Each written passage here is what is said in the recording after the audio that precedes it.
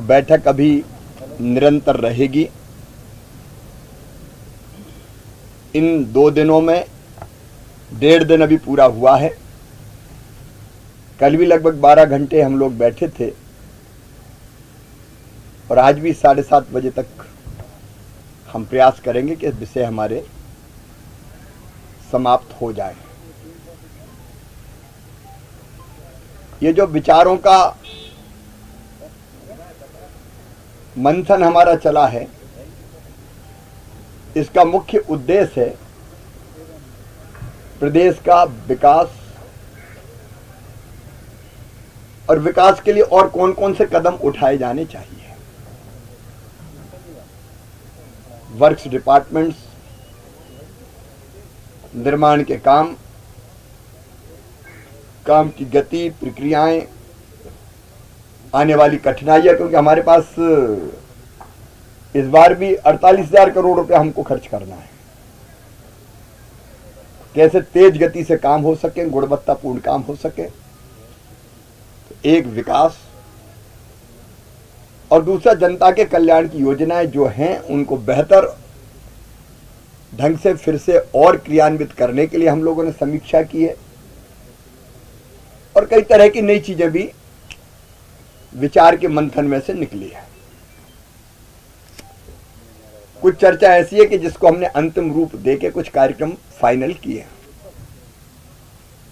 कुछ ऐसी है कि हमने विचार तो किया है लेकिन उनको अंतिम रूप देने के लिए छोटी छोटी टीमें बनाई है, थोड़ा समय लगेगा उसमें। और कुछ ऐसी है जिसमें हमको आर्थिक व्यवस्थाएं करनी पड़ेगी, वो जुटाने के बाद फिर उनको घोषित करेंगे। लेकिन कुछ चीजें जो अभी हमने तय कर ली है वो आपके सामने मैं रख रहा हूं। एक तो मुख्यमंत्री तीर्थ दर्शन योजना मध्य प्रदेश ने प्रारंभ की थी और बाद में अलग अलग राज्यों ने भी उसको अपनाया। बीच में हमारी सरकार चली गई और कोविड फिर आ गया, तो उसके कारण ये योजना लगभग 3 साल से ठप पड़ी थी। अब मुख्यमंत्री तीर्थ दर्शन योजना फिर से प्रारंभ की जा रही है। 18 अप्रैल को पहली ट्रेन काशी विश्वनाथ के लिए जाएगी। वहां संत रविदास जी महाराज के भी दर्शन होंगे, संत कबीरदास जी के भी दर्शन करेंगे, गंगा जी का स्नान भी होगा और पहली ट्रेन में हम लोग भी जाएंगे। हम लोग से आप समझ गए होंगे जो लोग चिंतन के लिए बैठे थे। एक सुझाव आया कि बस से भी अगर संभव हो ऐसे स्थान जहां ज्यादा देर ना लगे तो तीर्थ दर्शन के लिए भेजना चाहिए, तो उसको भी अंतिम रूप दिया है। और दूरस्थ के जो तीर्थ स्थान हैं हम अभी उसको वर्कआउट करेंगे। हम वायुयान से भी अगर संभव हो तो हमारे बुजुर्गों के लिए तीर्थ दर्शन के लिए ले जाएंगे। समय थोड़ा कम लगेगा, सुविधा थोड़ी मिलेगी। फिर हमने कन्या विवाह योजना की भी फिर से समीक्षा की। योजना फिर प्रारंभ की जा रही है। कोविड के कारण कई दिनों से बंद थी। 21 अप्रैल से कन्या विवाह फिर से प्रारंभ किए जाएंगे, नए स्वरूप में प्रारंभ किए जाएंगे। पहले 2 विभाग अलग अलग योजना के लिए राशि देते थे, अब उसको एकीकृत कर रहे हैं।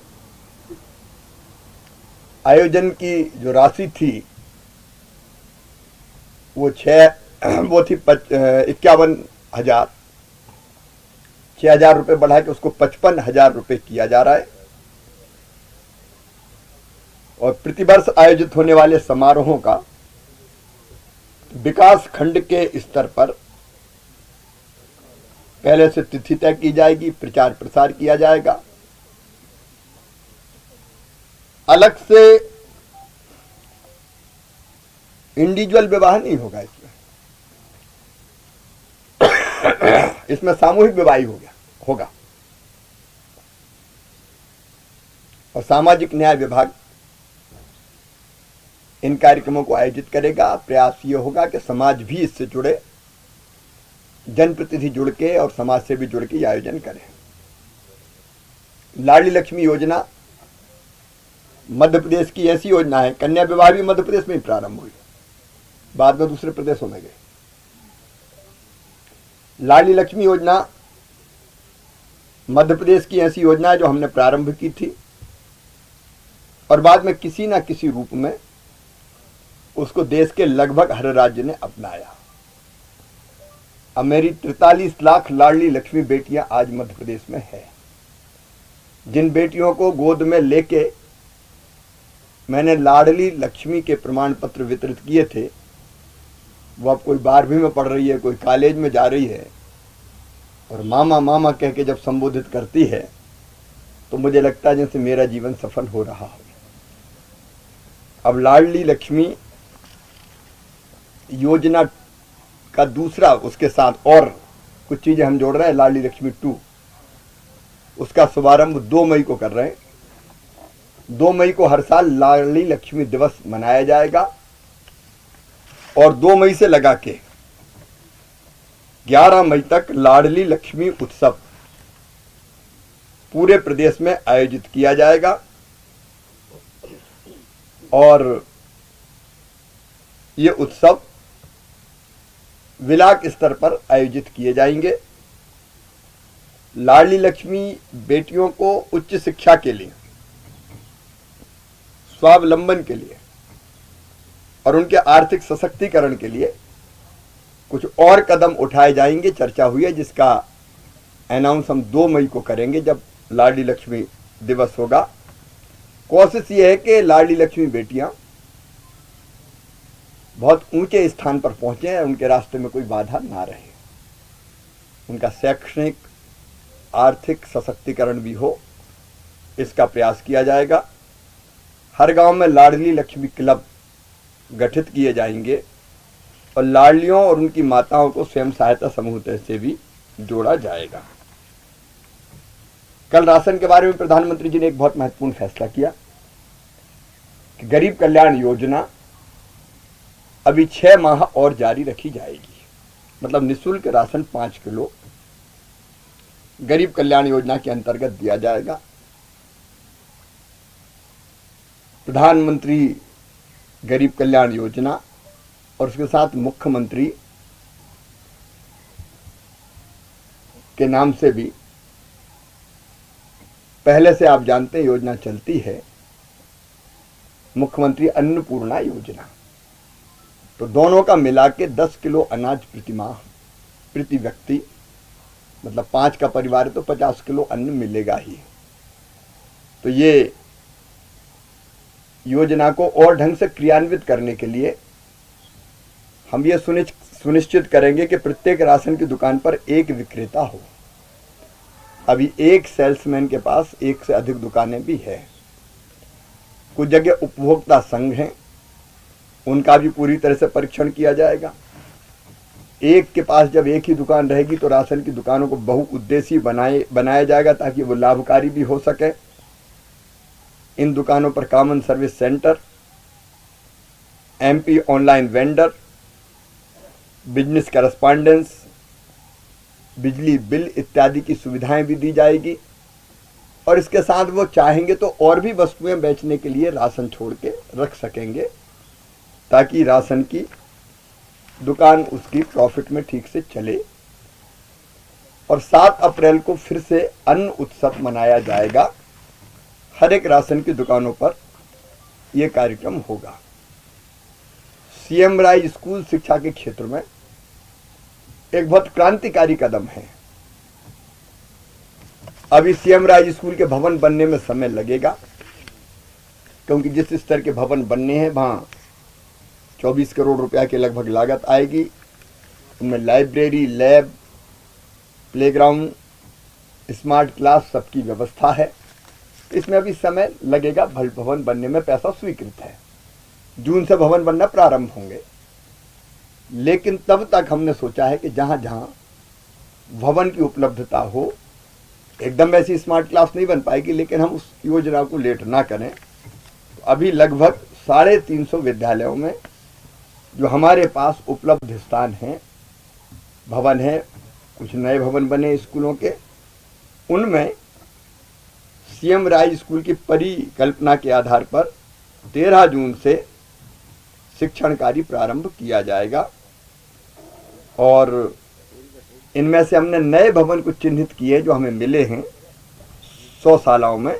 वहाँ भी जून माह में ये शिक्षण का कार्य प्रारंभ करेंगे। जब वो स्कूल बन जाएंगे तब वहाँ ट्रांसफ़र करेंगे। आप जानते हैं कि ये योजना ऐसी कि जिसमें बसों से भी हम अलग अलग गाँव से बच्चे लेके आएंगे और उच्च गुणवत्ता की शिक्षा उन बच्चों को दी जाएगी।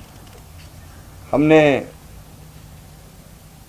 सीएम राय स्कूल के लिए जो भूमि चाहिए उसमें देर ना लगे उसकी रणनीति भी बनाई है, और जितनी चाहिए उतनी ज़रूरी है, क्योंकि वो ऐसा नहीं कि कहीं एक स्टाइल का बने कहीं दूसरी स्टाइल का बने, एक जैसे बने। तो इसलिए तय किया है कि जहाँ ज़रूरत होगी ज़मीन अधिग्रहित भी कर ली जाएगी, और शिक्षकों को नियमित न केवल ट्रेनिंग दी जाएगी बल्कि उनके काम के आधार पर उनका ऑडिट भी किया जाएगा। परफॉर्मेंस ऑडिट वो होगा, और परीक्षा परिणामों के आधार पर उनका सतत मूल्यांकन किया जाएगा। एक फैसला हमने और किया है कि शहरों में लगभग 25,000 की आबादी पर एक मुख्यमंत्री संजीवनी क्लिनिक खोला जाएगा।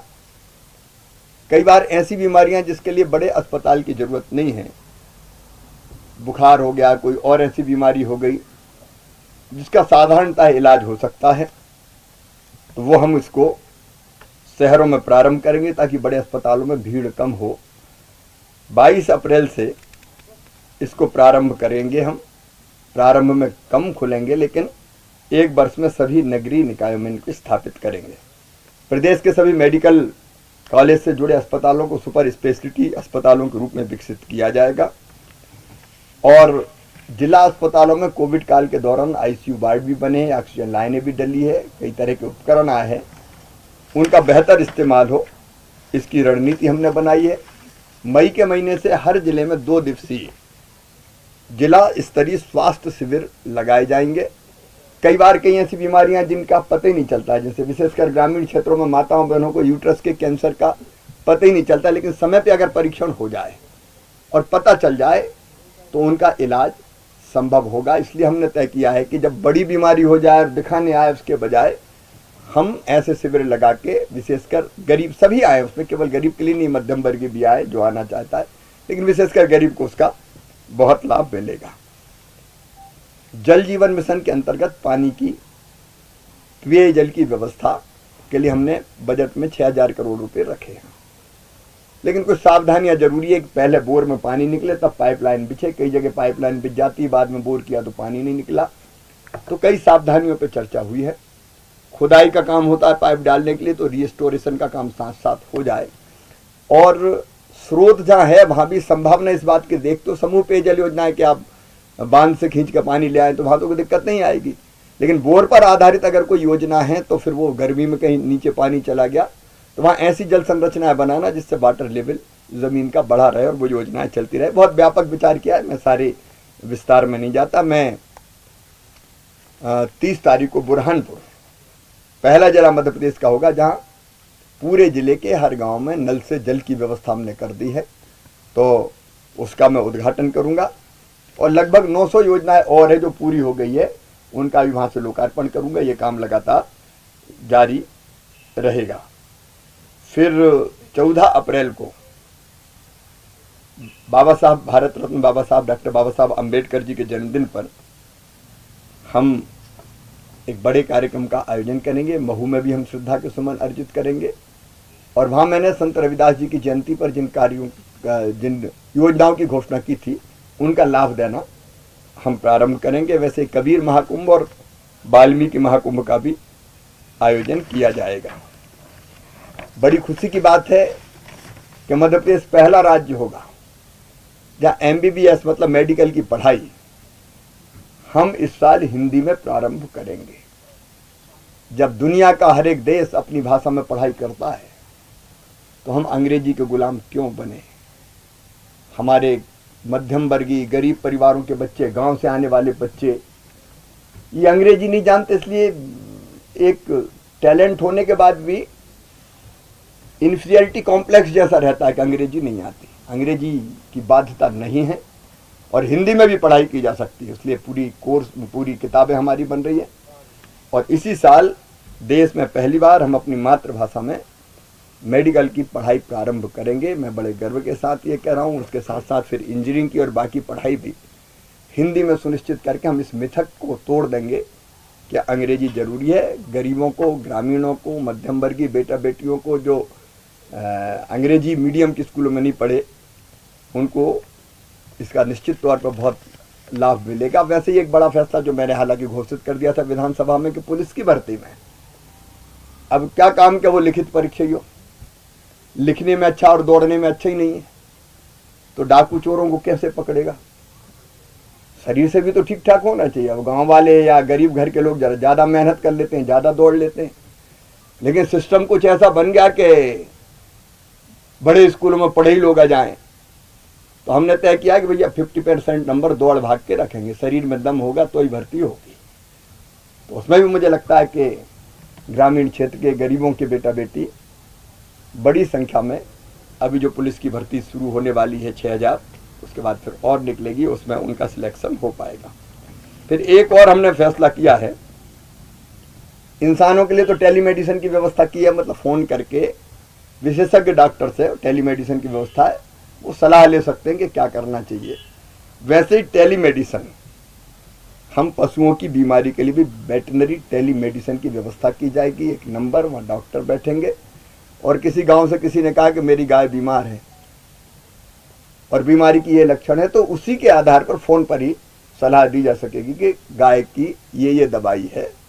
और वैसे ही हमने तय किया है कि फसलों की बीमारी के लिए भी अगर फसल में कोई बीमारी लगी तो टेलीफोन विशेषज्ञ बिठाएंगे कृषि विज्ञान केंद्र पे और वहाँ फ़ोन करके वो बताएंगे कि फसल में ये बीमारी, पत्ती ऐसी हो गई, तो फ़ोन पे ही उनको एडवाइज किया जाएगा। तो टेलीमेडिसिन इंसान के लिए भी, पशुओं के लिए भी और फसलों के लिए भी, तीनों के लिए लागू करने की योजना हमने बनाई है।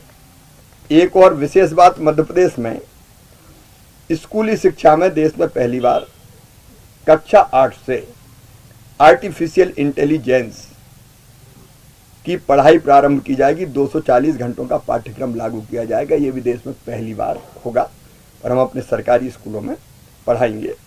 जलाभिषेक अभियान मतलब पानी बचाने का अभियान।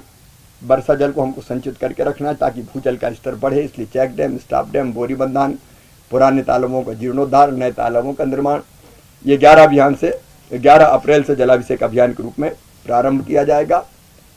मध्य प्रदेश राज्य परिवहन निगम बंद होने के बाद कई जगह से ये फीडबैक मिला कि कठिनाइयाँ कई तरह आती है ग्रामीण परिवहन में विशेष रूप से, इसलिए अगले महीने हम ग्रामीण परिवहन की नीति लाएंगे जिससे ग्रामीण क्षेत्र में भी बसें चला के लोगों को आवागमन की ठीक से सुविधाएं हम दे पाएँ। 1 जून से मध्य प्रदेश की धरती पर 1 जून 2022 से साइबर तहसील की स्थापना कर दी जाएगी। साइबर तहसील मतलब आपको तहसील में जाना नहीं है। अगर किसी ने जमीन खरीदी, रजिस्ट्री करवाई, तो वो रजिस्ट्री जैसी दर्ज हुई ऑटोमेटिकली साइबर तहसील में पहुंच जाएगी। साइबर तहसील से तहसीलदार को वो भेजेंगे, तहसीलदार फॉर्मेलिटीज पूरी करके और फिर साइबर तहसील में भेज देंगे, तो वहीं वो दर्ज हो जाएगी कि ये नामांतरण हो गया। नहीं, नामांतरण के लिए चक्कर लगाने पड़ते हैं, तो इसमें किसी को जाना ही नहीं पड़ेगा, तहसील घर बैठे हो जाएगी। अविवादित मामलों में होगा, विवाद अगर कहीं है तो फिर सुनवाई करनी पड़ेगी, वो अलग बात है। फिर सहकारिता के माध्यम से रोजगार देने के लिए अलग अलग सेक्टर, परिवहन, सूचना प्रौद्योगिकी, उद्योग, सेवा क्षेत्र, उनके महासंघ गठित हो रहे हैं, उनको भी तेजी से आगे बढ़ाने का हमने फैसला किया ताकि रोजगार के अवसरों को हम और बढ़ा सकें। टूरिज्म के माध्यम से रोजगार बढ़ाने पे भी काफ़ी चर्चा हुई है। फिर देश में पहली एकीकृत नवकरणीय ऊर्जा नीति। एकीकृत नवकरणीय ऊर्जा नीति मतलब 3 चीजों से, आपके जल से, हवा से और सूरज से, 3 चीजों से बिजली बनती है। रिन्यूएबल एनर्जी जिसको हम कहते हैं, जो क्लीन एनर्जी के नाम पे भी जानी जाती है, इसकी हम नीति बना रहे हैं। इसमें हाइड्रोजन आधारित क्लीन एनर्जी सहित सौर ऊर्जा के उत्पादन, और उत्पादन के साथ साथ स्टोरेज करके रखना। बिजली स्टोर करके नहीं रखी जा सकती, उत्पादन हुआ तो तुरंत खर्चा करो रख, लेकिन अब वो स्टोरेज की भी एक टेक्नोलॉजी आ गई है, इसलिए उसका भी हम प्रावधान कर रहे हैं। ग्रीन हाइड्रोजन उत्पादन को भी बढ़ावा देने का हम प्रावधान करेंगे। प्रदेश में इंटरनेशनल वाइल्ड लाइफ कॉन्फ्रेंस को भी हम आयोजित करेंगे। युवाओं को मध्य प्रदेश की सीमाओं पर भेज के उनमें देशभक्ति का भाव जगाने के लिए माँ तुझे प्रणाम योजना जो हम पहले चलाते थे, गांव की माटी लेके सीमा पे जाएंगे, सैनिकों से मिलेंगे, वहाँ की माटी लेके फिर गांव में आएंगे, भारत माता की जय वंदे मातरम का उद्घोष करते हुए उनके हृदय में देशभक्ति की भावना जगेगी। इस योजना को भी हमने प्रारंभ करने का फैसला किया है। प्रभार के जिलों में और कौन कौन सी चीज़ें की जानी चाहिए, विकास के कामों में क्या परिवर्तन किया जाना चाहिए, कई तरह के सुझाव पे अभी हम लोग चर्चा कर रहे हैं। उनको भी कुछ को यहाँ और कुछ को बाद में अंतिम रूप देंगे। बैठक अभी जारी है, लेकिन ये मेरा कर्तव्य था कि एक बार आपसे आके मैं जरूर मिलूं और अब तक जो कुछ हुआ है वो आपको बताऊंगा। बहुत बहुत धन्यवाद। यूपी सरकार को जो प्रेजेंटेशन दिया 3 मिनट का, उसका थोड़ा सा बता दें, मंत्रियों ने प्रेजेंटेशन क्या दिया परिवार को? ने विभागीय प्रेजेंटेशन में भी नवाचार कौन कौन से कर रहे हैं, विशेषकर नवाचार पर फोकस था। विभाग और कैसे बेहतर ढंग से नीचे चीजें ले जा सके उस पर बात हुई। समय की सीमा थी, इसलिए उस सीमा में ही कई तरह के सुझाव हमारे पास आए हैं। तो मंत्री भी वर्कआउट करेंगे और सरकार मतलब हम भी वर्कआउट करके उनको अंतिम स्वरूप देंगे। हमें आपने यही कहा था कि नए नवाचार करेंगे। हाँ, को लेके हाँ, एक आध दो नवाचार को इनमें से जो कुछ मैंने गिनाया वो उन्हीं नवाचारों में से है। आर्टिफिशियल इंटेलिजेंस से लेकर अलग अलग जो मैंने चीजें बताई वो उन्हीं नवाचारों में से कई निकले हैं, कई को अभी वर्कआउट कर खोली जाएगी सर, उसमें केवल जांच होगी या और भी कुछ सुविधाएं उसमें रहेंगी? नहीं, छोटी मोटी बीमारी है, अगर सर्दी जुकाम बुखार उल्टी दस्त तो उनकी न केवल जांच होगी, उनकी दवाएं भी दी जाएगी, इलाज भी किया जाएगा। बड़ी बीमारी के लिए बड़े अस्पताल जाएंगे। पचमढ़ी पे बैठकर आपने चिंतन किया है, वह पचमढ़ी के पर्यटन में कहीं ना कहीं पहचान में कमी है, एक पैकेज की यहाँ आवश्यकता है, आप लगातार यहाँ आते रहे हैं, पचमढ़ी के लिए कुछ आपके क्या विचार है? पहले भी कुछ किया और आगे भी कुछ करेंगे। सर मेडिकल धन्यवाद।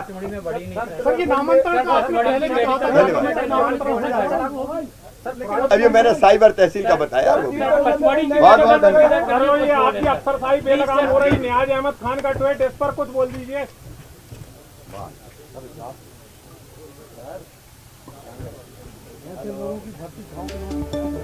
मुख्यमंत्री शिवराज सिंह चौहान को आप सुन रहे थे।